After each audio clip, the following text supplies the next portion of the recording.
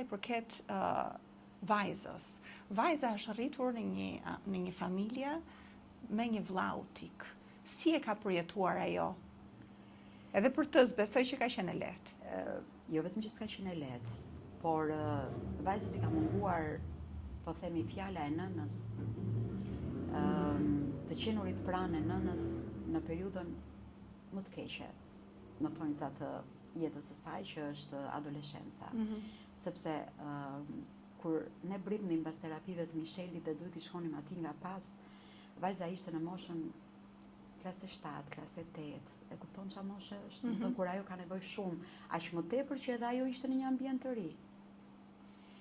Ajo kishte shumë probleme edhe ajo me përshtatjen, me ambientimin, to bullizimet e vogla, por që kishte bullizim nga shokët e saj? Kur e mora unë vesh këtë gjë, i me bi ishte rritur. E kishte kaluar vet.